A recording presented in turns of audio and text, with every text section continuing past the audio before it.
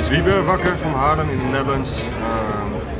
I studied event management at University of Arts. Right. Okay.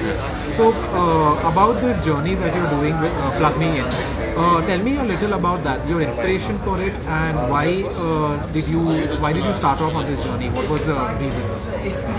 So I wanted to travel around the world. My passion is traveling. I didn't want to be the standard guy who goes from hostel to hostel, but do something creative and unique. And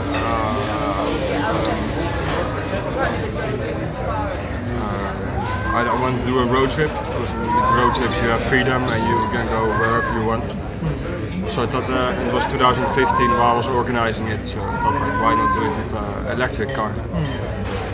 And so during my study I had the opportunity to start my own project while finishing my study, so I made this my graduation project. So I came up with this idea.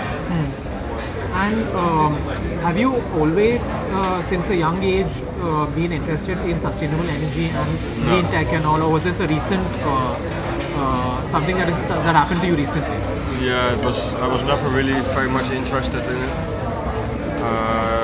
But when I started organizing this project, a lot of people told me, like, yeah, you're going to travel around the world in an electric car and you're using only what you need. So you live very basic, and so why don't you do something with sustainability? And for me that was very boring. Not boring. I was never really into sustainability. And so I started doing some research about what is sustainability, and then I found out you can also do like pretty cool things with sustainability. So that's when I started to get a bit interested. I thought, okay, I should do something with the subject, but I'm not going to be some kind of a messenger, but I'm going to find out like what it is and what does it mean for me and what can you do with it, and also prove that you can do pretty cool things with sustainability.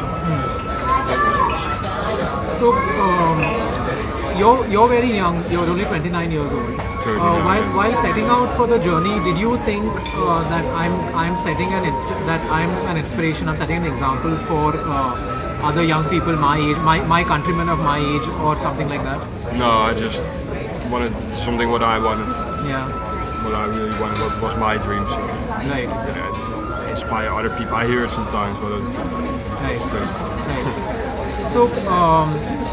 Tell me a little about your experiences, because I read on your website that your Europe trip was pretty easy. You didn't really face many problems, but once you reached Asia, things became a little more complicated, finding a charge and all that. And tell me a little about those experiences. Asia hasn't been difficult to find charging places or something, but you need it's just a little bit more work, because you need visas and temporary car insurances. You need to figure out how things work here, which is a little bit different sometimes than in Europe. And you had a visa mishap before you reached Dubai, I think, right? You had some kind of visa incident, some visa confusion before you reached Dubai? So I needed to get my visa for India. And what happened? I saw on the internet that it took 1 or 2 days before you get that visa. I went to the visa office and they said it can take up to 15 days before you get it. And if I would have got it after 15 days, then my visa for UAE should already have expired. So I had to go to Oman to save up some days. But at the end it just took 4 days before I was able to pick up the visa. So I stayed a few days in Oman and went back to Dubai to pick up the visa. So tell me a little about, continuing from that, tell me a little about accommodation and also about finding the money for doing all of this. You mentioned that you have been doing some work in Dubai, but in addition to that, what other sources of income do you have to fund the journey? There's no other funds, because the goal is to do it without money. So we rely on other people's energy to support me with a meal, or place to sleep, or energy, or the car. So when I do need something like a visa or anything, then in the beginning I exchanged stuff to get the money. So I gave somebody a product and they give me something back, but I didn't need to exchange that until I had a product which is like similar to the similar value to the thing that I needed. And there's also a donation tool on my website. I thought like once I got towards Asia, I thought I'm gonna have so much expenses now that maybe it's been more convenient to open a donation tool. And that some people donate from time to time something which is enough to pay for things like visa. But in Dubai was the first time that I needed a serious amount of money. I needed to ship the car and that was quite expensive. So I found a job in Dubai. Okay, good. Okay, so tell me a little about the charging network in Europe. Did you find it adequate? How was it? Yeah, it really depends from one country to another. Right. Of course, there are some countries you really expel, like Holland, Norway, England. Right. Switzerland, Austria also very well. But then, even countries which are next to that can be really bad, like Belgium. It's like I found one charging pole in the middle of Brussels, right. But that was just a regular 220 volt. Do they not have EVs there in Belgium? They have some EVs, yeah, but they charge them at home. Okay. I heard that now it's starting to grow there. But okay. Yeah, it really depends on one country. I mean, sure you won't find any in Pakistan also. Yeah. Okay, so tell me a little about your experiences so far in India after you landed here. Yeah. What has it been like? Well, after I landed, it was like culture shock.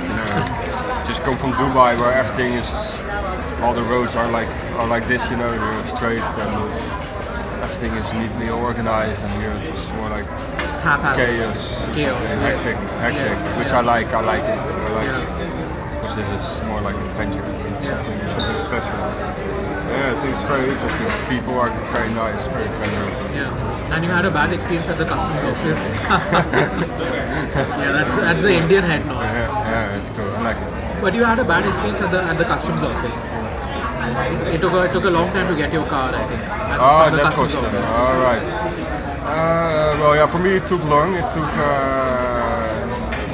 The vessel came 5 days later than expected, and then it took 4 days from when the vessel shipped until I got the car, which I thought was a long time. But from everybody I speak to, they say that I was very lucky. That it can take weeks, sometimes even months before they release the car. So I was okay with it. I was happy with it. What was it like interacting with the bureaucrats, with the office, with the officials? Yeah, it was. Luckily, I had somebody with me from a logistics company here, who handled all the work, Mr. John.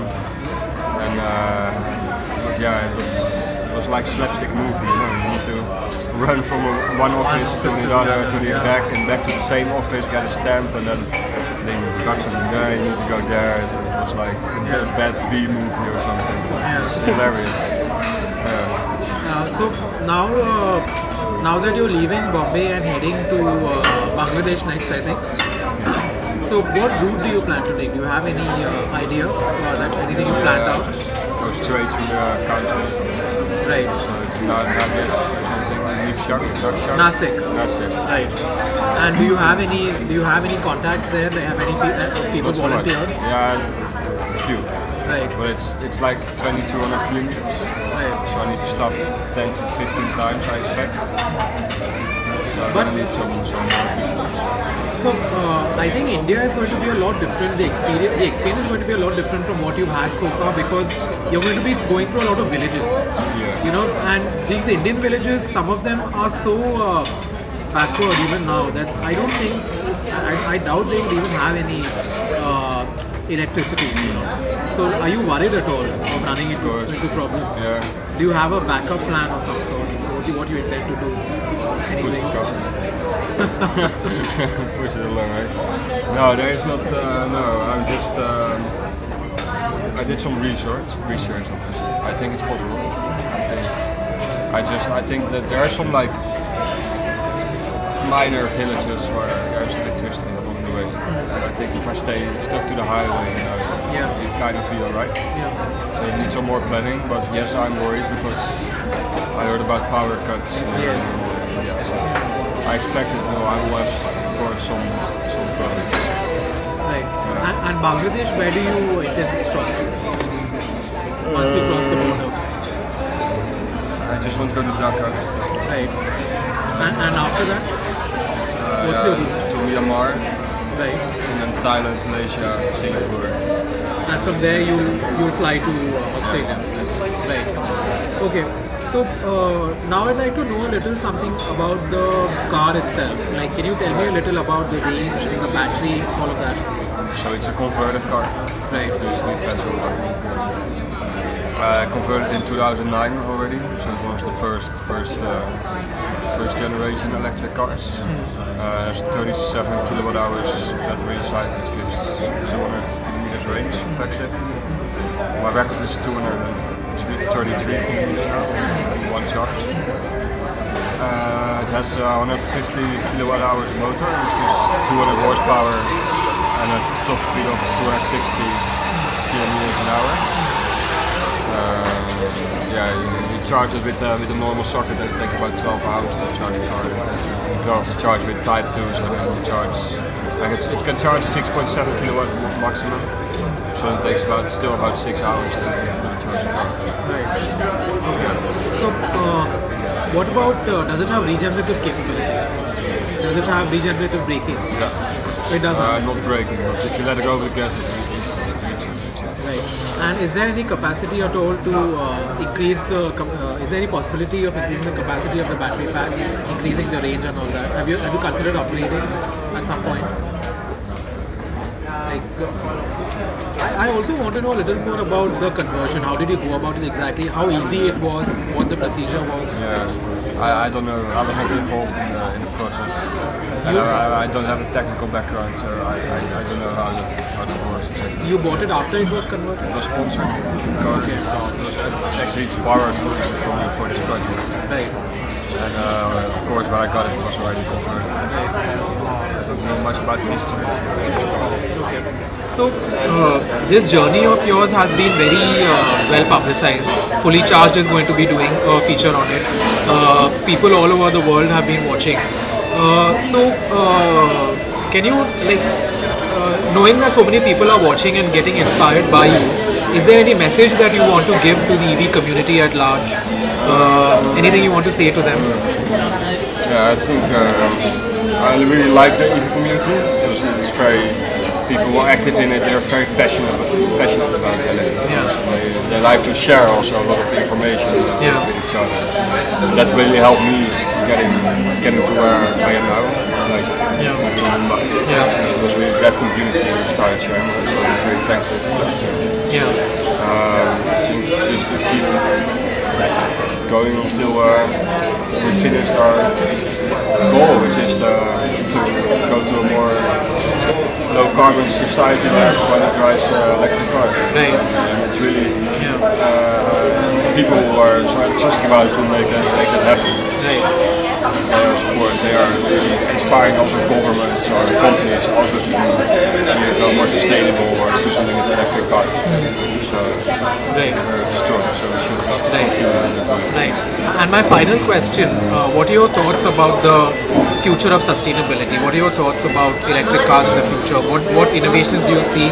Where do you see the road going forward? I think I have good hopes for the future. I see it like a green future. I thought I was a little bit skeptical when I started this trip, but I saw so many initiatives who managed to make a complete area or neighborhood net neutral or almost carbon neutral, even in the Middle East, which is oil dependent countries. Yeah, that's fascinating. And so that was very interesting. So it proved to me that it's definitely possible to almost live without footprint. Right. If you make some also small changes in your house. Right. And just have to be minor changes to do that. And of course electric cars. Right. There's no question mark about that. Right. And of course it will take, depends on country to country when it will be implemented and how much time it will take. In a few years, everybody can make road trips around the world electric cars. Right. Okay, thanks a lot, VB. Thanks for speaking to me and wish you best of luck for your future journey. Thanks.